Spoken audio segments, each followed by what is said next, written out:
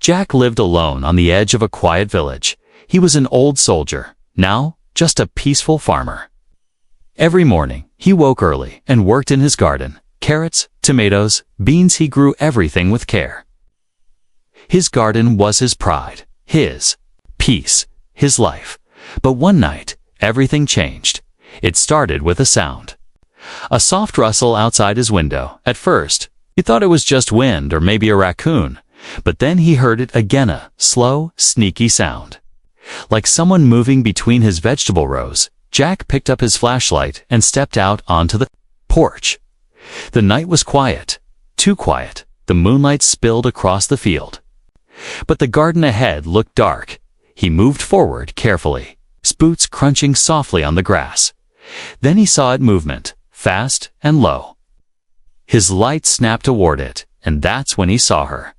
It wasn't a raccoon, and it sure wasn't a thief from the village. It was a girl, small and strange. She had pale bluish skin, glowing faintly under the moon. Her clothes were torn, and her hair was wild. In her arms were carrots, tomatoes, and even a whole head of cabbage. For 1 second, she froze like a deer caught in headlights. Her eyes, large and silver, stared straight at Jack. Fear, hunger, and confusion all in one glance. Jack shouted, "Hey, stop right there." But the girl spun around and ran. Fast, almost too fast for human legs. She darted through the corn and vanished into the darkness like a ghost. Jack stood there, stunned. What had he just seen? An alien? A child in costume? A hallucination? He bent down and picked up a broken carrot she dropped. Still warm from her hand. "This is real," he whispered to himself. The next morning, he told no one who would believe him anyway. Instead, he set up a few small motion cameras around the garden. And that night, he waited, but nothing came. Nor the next night. Still, something didn't let Jack sleep peacefully. He kept looking out the window, listening, thinking about those eyes. 3 nights later, around midnight, the camera lights blinked. Something moved again. Jack grabbed his flashlight and rushed outside, and there she was again. Kneeling in the dirt, this time weaker, thinner, and slower. When the light hit her, she didn't run. She looked at him, stood up shakily, and said in a soft, broken voice, "Not steel, just hungry." Jack lowered his flashlight. Surprised, "You can speak English." "Little," she whispered. Clutching the vegetables close to her chest, her arms trembled, and her knees looked bruised. She was barefoot, her feet muddy and scratched. Jack stepped forward slowly. "Who are you? Where did you come from?" The girl looked around in panic, her body shaking. "Please, don't hurt. Have baby, need food." That stopped Jack in his tracks. "Baby," he repeated. The girl nodded quickly. "Baby sister. Sick, cold. Cold. Need milk." Her voice broke near the end, and she nearly fell. Jack caught her before she hit the ground. She was burning with fever and shaking from hunger. He didn't know what else to do, so he carried her inside, laying her gently on the couch. He wrapped her in a blanket and fetched water. She drank greedily, then curled up like a scared animal. Jack stared at her, unsure. Was this really happening? Was there really an alien girl now? A child with a baby, hiding somewhere near his land? He could report her, he could call the authorities, but her eyes kept coming back in his mind. Not just alien, not just strange, but desperate. Jack sighed and said softly, "All right, little thief, you can rest here for now, outside." The stars above the farmhouse blinked silently. And somewhere, deeper in the woods, something else watched them, waiting. The morning after Jack brought the alien girl into his home, he expected her to be gone. But when he walked into the living room, the couch was empty, blanket folded neatly. She had vanished, just like before. Jack stood there in silence, unsure. How he felt, he wasn't even sure if she was real. Maybe he had just dreamed the whole thing, but the water cup was still half full. and a few crumbs were on the plate near the couch. She was here, he muttered, rubbing his eyes. The day passed slowly. Jack kept glancing toward the woods. He told himself not to get involved. It wasn't his problem. She had probably moved on, maybe to the next town. But something inside him kept pulling. That night, the air was colder. The sky had no stars. Only a thick cloud cover. Jack stood on his porch for a long time. Flashlight in hand. Nothing moved, no sound. Until he heard it again, a soft, dragging sound. Not fast, like last time. Not quiet like before. This time, it sounded painful, heavy. He rushed down the porch. Through the garden, the beam of his flashlight caught a small figure crawling toward the corn. It was her. Her clothes were soaked from rain. Her arms were scratched. And her legs were bleeding from thorns. She didn't run this time. She didn't even look up.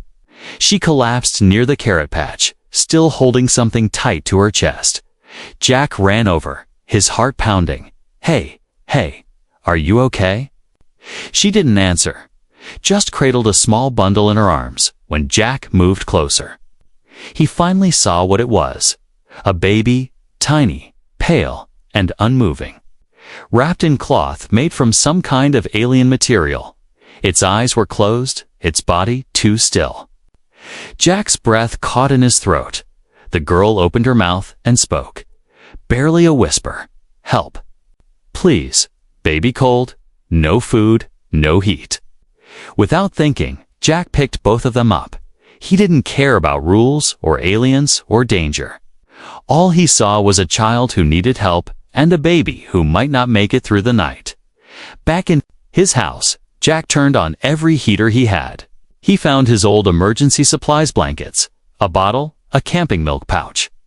He wrapped the baby gently and placed her near the heat. The alien girl watched from the couch, her eyes wide and wet. Will she? Live? She asked. I don't know, Jack said honestly, but I'll try everything. The baby let out a tiny cough. It was weak, but it was something. O'Leary. That was the girl's name, mild through her tears. You are kind. Human. Jack didn't reply. He just kept warming the baby's tiny body and whispering calm words. Later that night, as the storm raged outside, Leary sat on the floor beside the fire. She looked more alien now, in the light, her skin glowing faintly. But she also looked like any other young girl, lost, tired, and scared. She began to speak slowly.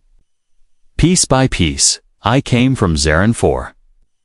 Our planet dying. No food, no safety. We escaped on a small pod. My father, mother, baby sister, and me. But something hit us. Fire. Crash. Crash. She looked down, voice trembling. Only I and my sister survived. I hid her in forest. Made. Small nest, but cold came. Jack listened in silence. He had seen war before, but nothing like this. This was a child fleeing death in the stars. Only to crawl through mud for carrots. I had nothing, Leary whispered. Only one hope. Food. For her, Jack finally spoke. You're safe here now. Leary looked up. They'll come. The ones who shot us down. They'll search.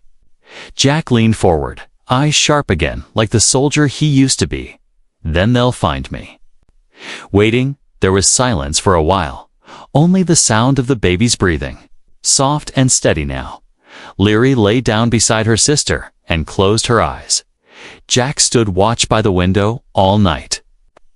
He had questions, many of them, but they could wait, because tonight, 2 lives had come to his door, and he had chosen to save them, outside, far away. Something moved in the sky, a distant hum of engines, unseen eyes searching the forests. But they hadn't found the garden yet, not yet. Morning came slowly. The storm had passed, but the sky stayed gray, heavy with silence. Jack sat by the window with a mug of coffee in his hand. He hadn't slept at all. His eyes stayed fixed on the 2 small figures resting on his couch. Leary. And the alien baby girl. The baby had survived the night. Barely. But now came the harder part. What am I doing? Jack whispered to himself. This wasn't just kindness anymore. This was dangerous. If anyone saw them, if the government found out, he could be arrested. Or worse, they might take the children away. But then he heard it again. A tiny sound. Like a soft breath, the baby had opened her eyes. They were wide. Glowing faintly with a golden hue, she looked at Jack, not with fear, but with quiet curiosity. Jack smiled, just a little. "Good morning, little one," he said softly. Leary sat up, rubbing her eyes, her face still tired but brighter. "She lives," she whispered. Almost not believing it, Jack nodded. "Yes, but we can't stay here. We need to move you somewhere safe." He thought for a moment, then stood. "There's a tool shed out back. Behind the greenhouse," he said. "No one ever goes there. It's small, but it'll hide you." "Better." Leary tilted her head, confused. "Shed." Jack pointed through the window, a small room, like a cave. "But safer." She nodded slowly, trusting him. She picked up her baby sister and followed Jack out the back door. The path to the shed was overgrown. It hadn't been used in years. Jack pushed the door open and dust filled the air. Inside were old tools. Bags of seeds, broken crates, and spiders in every corner. But it was dry, hidden, and warm enough. He cleared a space in the corner, laid down 2 thick blankets, and even brought a heater from the garage. "It's not much," he said, "but no one will find you here." Leary stepped inside and looked around, to Jack's surprise. She smiled. "Feels like ship," she said softly. "Small, but safe." She gently placed the baby down and covered her, then turned to Jack. "Why help me?" she asked suddenly. "Why risk your life?" Jack paused. He looked at her and answered honestly. "Because when I was a soldier, I saw children cry just like you. I did nothing then. I'm not making that mistake again." Leary lowered her head, hiding her face, but Jack saw her shoulders shake. She was crying, quietly, but deeply. He closed the door gently and let her be. Later that day, Jack returned with food, clothes, and a bottle of milk. He knocked softly on the shed before opening it. Leary looked better already. She had used some of the rags to clean herself and wrapped her sister in cleaner cloth. "Thank you," she said, her voice clearer now. "My sister. Her name is Isha." Jack smiled. "Isha. That's a beautiful name." He handed over the milk and some soft bread. Leary took it and fed the baby carefully, her hands shaking with care. Then, out of nowhere, she looked at him and said, "Do all humans help strangers?" Jack chuckled. "Not all," he said. "Just the good ones." A silence grew between them, but it wasn't awkward. It was peaceful, like the calm after a storm, but it didn't last. That night, as Jack checked his garden cams, he noticed something strange. One of the cameras had stopped working. Another showed a flicker of movement too fast to be human. His heart sank. Were they already being watched?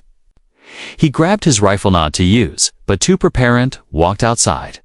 He checked the broken camera, then the one facing the forest. Nothing, but something in the air felt wrong. He walked around the side of the house, toward the shed. Then he saw it, footprints, big ones, not his, not Leary's, and not from any animal he knew. They led right to the edge of the shed, then vanished. Jack ran to the door, knocked once, and whispered, "Leary, are you okay?" The door creaked open slowly. Leary stood there, holding Isha, her eyes wide. "You felt it too?" she asked in a trembling voice. Jack nodded. "We need to be careful," he said. "We're not alone out here." She looked down at her baby sister, then back at Jack. "I will protect her," she said firmly. Jack looked back toward the woods. "So will I." The night was cold again. But inside that small shed, a fire of trust had begun. Outside, deep in the trees, something watched. And waited, something that wasn't human. And wasn't here to help. The next morning came with fog. Thick and heavy like a blanket, Jack walked outside with a cup of coffee in hand. But he wasn't relaxed. He hadn't slept well. His mind replayed the footprints, the broken camera. The strange flicker near the forest. Inside the shed, Leary hadn't rested either. She sat curled in the corner, baby Isha pressed to her chest. Her eyes were red from staying awake, but she didn't complain. She just kept whispering soft alien words to her sister, songs of comfort and survival. Jack stepped into the shed with 2 bowls of oatmeal and some fruit. Leary looked up weakly, offering a tired smile. Jack knelt beside her and checked the baby's forehead, still warm, but no fever now. That gave him hope. She's strong. Jack said softly. Leary nodded. Yes. Stronger than me. They ate in silence. But it wasn't peaceful anymore. Something was coming. And they both felt it. Later that day, Jack went to town for supplies. He tried to act normal, but it was hard. Every face looked suspicious. Every vehicle too slow. At the hardware store, he picked up new batteries, blankets, baby formula, and a second-hand heater. The clerk raised an eyebrow. You got a new family, you're hiding out there. He joked. Jack forced a chuckle. Something like that. He left quickly, heart pounding. He didn't see the black van parked down the road. But someone inside saw him and took notes. Back home, Jack returned to find Leary outside the shed. She was holding Isha and looking up at the sky. Ships, she whispered. Jack followed her gaze, but saw nothing. Are they cloaked? He asked. Yes, she replied. They search from above first. Then come on foot. Jack took a breath. We need to move. Tonight, Leary looked down at Isha. She can't travel far. Jack nodded. Then, I'll carry her. That night, under the cover of darkness, Jack loaded the truck. He packed medical supplies, canned food, extra clothes, and an old hunting rifle. He placed the baby gently in a basket lined with blankets. Leary climbed in beside her. Jack looked at his house, his quiet, peaceful life, fanned, then drove away from it. No goodbye, no second thoughts. They headed toward the mountains. Jack knew of a place-on old cabin deep in the woods, forgotten even by hunters. It would take hours to reach, and the roads would be rough, but it was safe, or so he thought. As they reached the base of the forest, something roared overhead. Jack hit the brakes and looked up. A dark shape flew past them, silent and fast. Leary gasped. They found us. He turned off the headlights and switched to low gear. They climbed the forest path slowly, the truck bumping over roots and rocks. Behind them, in the trees, red lights appeared, machines, drones moving on the ground, hunting them. We don't have time to reach the cabin, Jack said. We hide now. He stopped the truck near a rocky hill and helped Leary out. She cradled the baby as they moved into the brush. Jack found a small cave hidden behind thick vines. It was damp and cold, but it would have to do. They crawled inside, breathing heavily, outside. The hum of machines grew louder, closer. Then silence. Jack held his breath. Leary covered Isha's mouth gently as the baby whimpered. A red light passed over. The vines then stopped. Jack reached slowly for his knife. One wrong move, and they were caught. But then, just as suddenly it moved on, the drones rolled past. Their scanners missing the small cave. They waited a full hour before speaking again. Leary clutched her sister tightly. Jack whispered, We'll stay here till morning. Then, move. She nodded, tears running silently down her cheeks. He had never seen someone so scared. And still so strong. Later, as the baby slept, Jack asked gently, What do they want with you? Leary stared into the dark, then whispered, Isha. She is not just a child. She carries something. Rare. Jack frowned. What do you mean? She was born during the last solar convergence. Leary said it gave her power. Healing power. Light inside her blood. They hunt us to take her. To use her like medicine. Jack clenched his fists. She's a baby, he said angrily, not a cure. Leary looked at him, her silver eyes glowing softly. You are the first human to say that, she whispered. That night, Jack didn't sleep. He kept watch at the mouth of the cave, knife in hand. Something had changed in him. This wasn't just about kindness anymore. It was about duty and rage. And the promise he made to a dying girl in his garden, to protect her and her sister. No matter what came next. By morning, the forest felt quiet again. Too quiet. Jack stepped out of the cave carefully. Knife in hand, he listened for drones, scanning lights or soldiers, but there was nothing. Only birds and soft wind through the trees.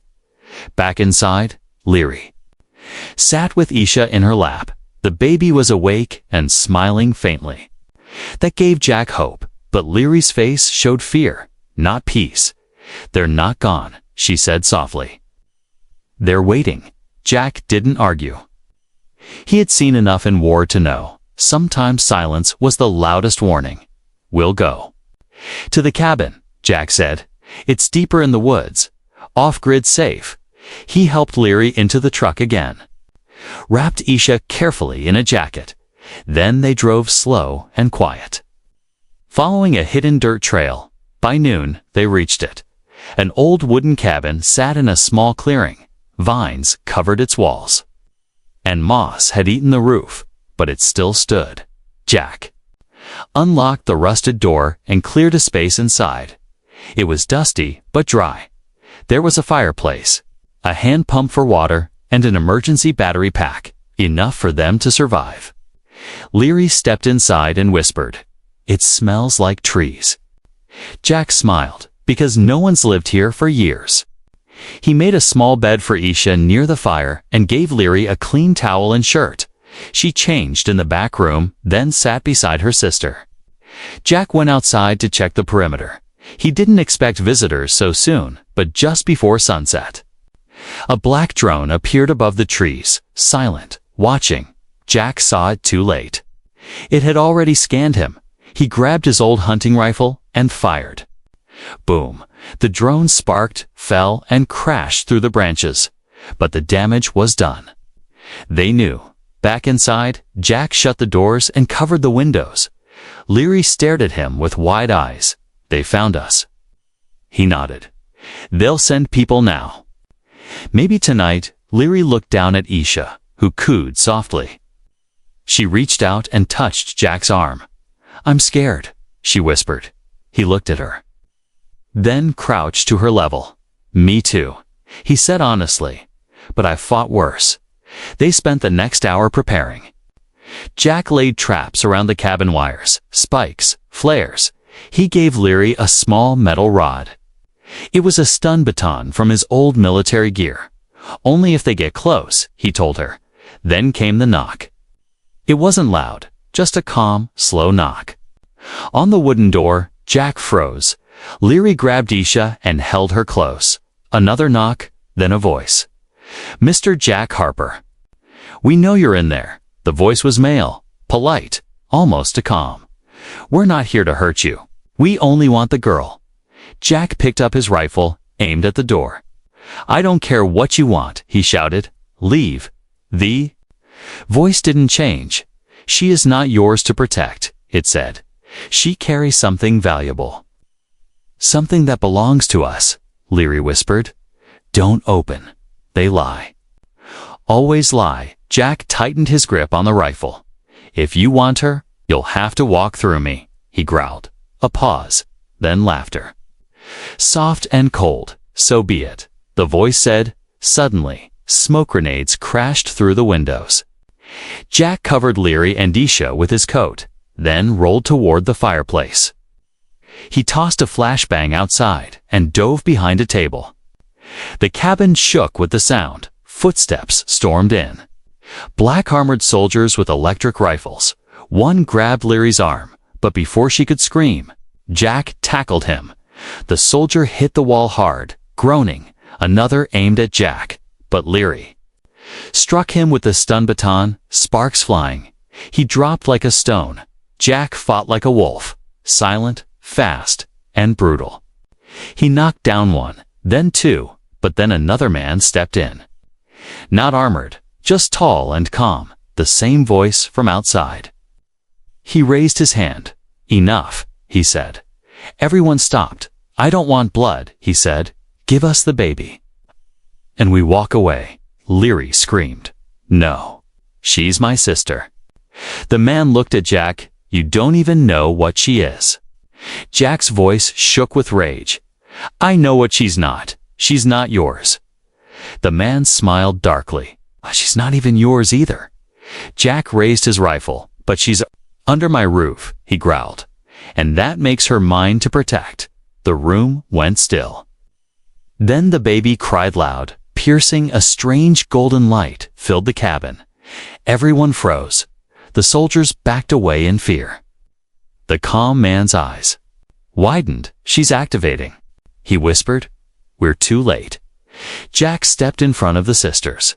The light grew stronger, humming, and just like that, the soldiers ran.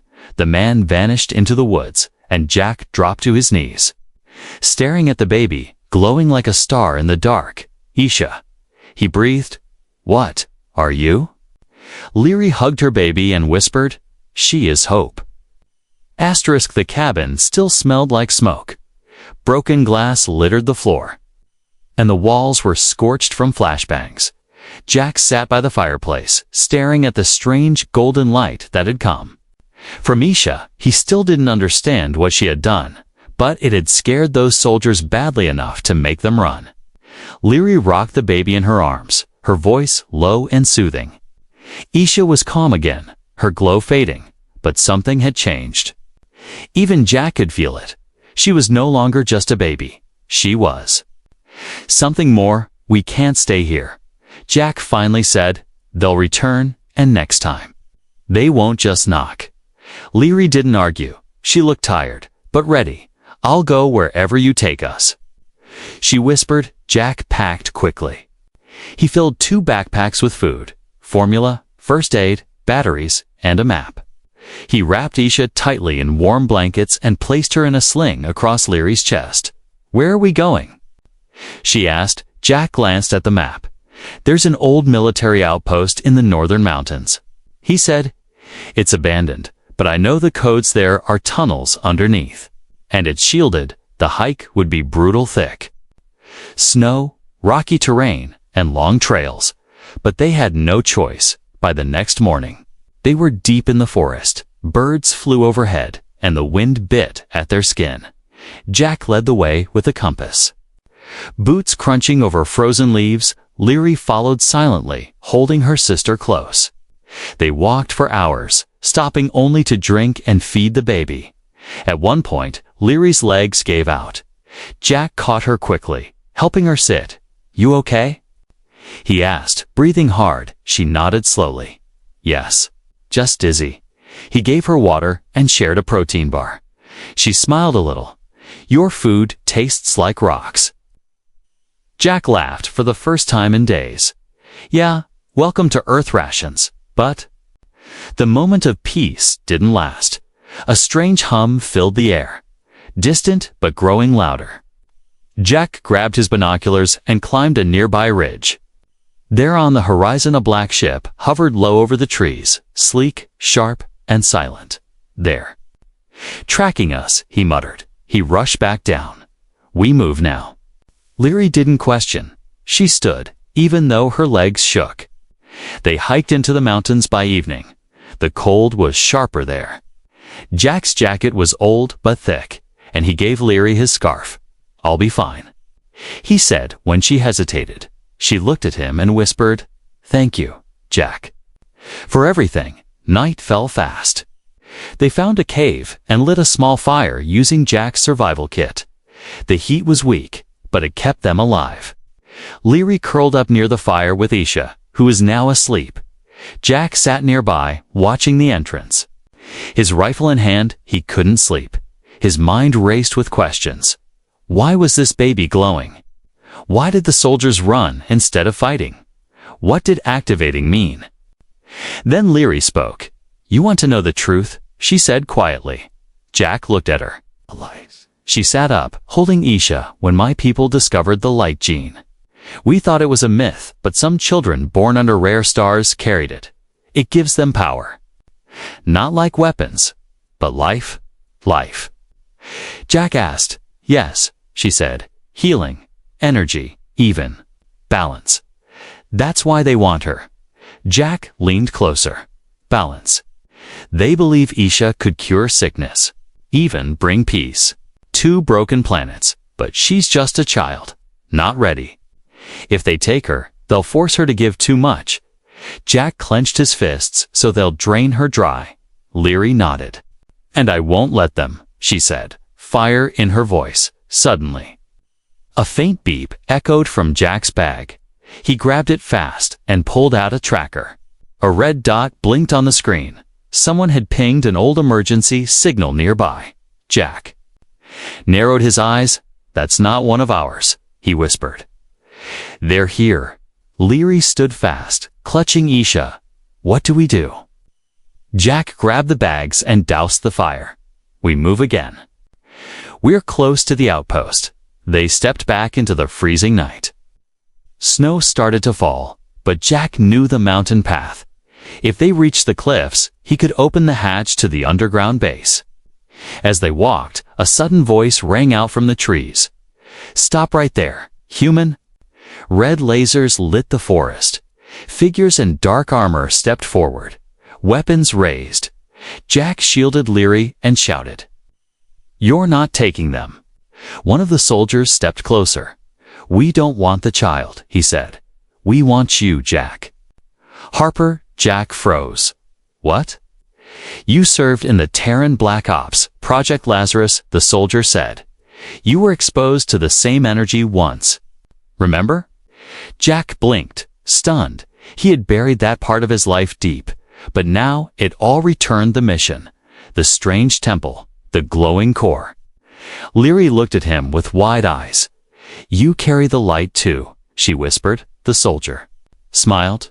"You're both valuable. And we're not leaving without you." Jack raised his rifle slowly, then said one word. "Run." "Run," Jack shouted again. Louder this time. Leary didn't hesitate. With Isha wrapped close to her chest, she turned and bolted into the snowy forest. Jack turned to face the soldiers, his rifle raised. He wasn't just a farmer anymore. He was a soldier again. 3 red lasers targeted his chest. He dove, left, rolled, and fired twice. 2 drones burst into sparks and dropped. The 3rd soldier fired back, but Jack vanished into the trees. His heart pounded. His breath came out in clouds. He ran uphill, taking a hidden path that curved behind the ridge. He knew this land. They didn't, in the distance. He spotted Leary, still running. She was fast, but the terrain was harsh. Her foot slipped and she fell to her knees. Jack reached her, helped her up, and pulled her close. "We're almost there," he said. Just one more climb. Ahead, a rock wall stood tall and wide, covered with ice and moss. But Jack knew. The truth behind that rock was a secret entrance. He dropped his rifle and knelt by a small panel. He brushed away snow, revealing a rusted keypad. Come on," he muttered. Typing the old code from memory, Leary looked back. Red lights were glowing in the forest below. "They're coming," she whispered. Click. The rock wall slid open slowly, revealing a dark tunnel. Jack pulled Leary inside. The wall closed behind them just as the lasers lit up the trees outside. Inside, the tunnel was cold and silent. Old lights blinked faintly, flickering to life as Jack moved forward. "I used to train here," he said.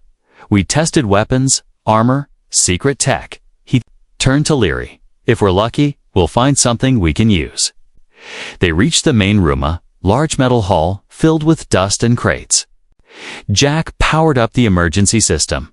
Soft white light filled the space. Leary placed Isha gently on a padded bench and wrapped her in warm cloth. The baby was glowing again, softly, peacefully. Suddenly, the lights dimmed. A voice echoed through. "The tunnel, Jack Harper," it said. "We know you're inside." Jack stiffened. "They're tapping the comms," he said.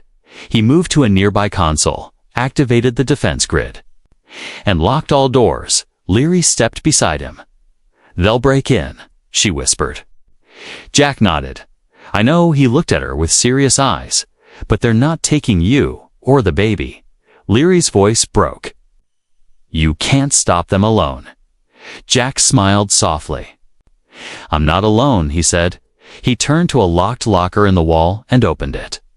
Inside was a full black ops exosuit armor from his old unit. He slipped into it like it was part of him. Leary stared in awe. "You were more than just a soldier," she whispered. Jack nodded. "I was a ghost." The base shook as an explosion hit the outer door. "They're breaching," Jack said. He handed Leary a small black box. "If something happens to me, take this and run through the west tunnel. It leads to the mountain lake." Leary clutched the box, her eyes wide with fear. "I can't leave you," she said. Jack touched her hand gently. "You have to protect her now." The door burst open and soldiers poured in. Jack activated his suit, eyes glowing through the visor. He moved like lightning, slamming one soldier into the wall. Lasers flew through the air. Jack blocked them with his arm shield, spinning and striking like a storm. Leary held Isha tight, watching in horror and awe. Jack was winning but barely. Too many of them, too fast. Then Isha cried. A golden light exploded from her tiny body. It filled the hall like the sun itself. Soldiers dropped their weapons. Blinded, their armor cracked, and their visors sparked. The whole base trembled. Jack turned and saw it. Isha was floating slightly, her eyes glowing. Leary gasped. "She's protecting us," Jack shouted. "Now, run." Leary grabbed Isha and the black box and dashed toward the west tunnel. Jack held the last soldier back, punching through armor. Then the tunnel behind him collapsed from the energy blast, sealing the path outside. Leary emerged at the mountain lake, snow falling gently. She fell to her knees, sobbing behind her. Isha giggled softly. She was safe. Jack had kept his promise. Days passed. Leary found a hidden village far from the cities. They took her in, no questions asked. She told Isha stories of a brave man, a human who chose to protect them when no one else would, a man who gave up peace to fight for a girl from the stars, a man who asked for nothing. And in the nights that followed, when the stars were bright and the wind was quiet, a soft golden glow would shine over the trees. And Leary would whisper, "Thank you, Jack. She never forget you."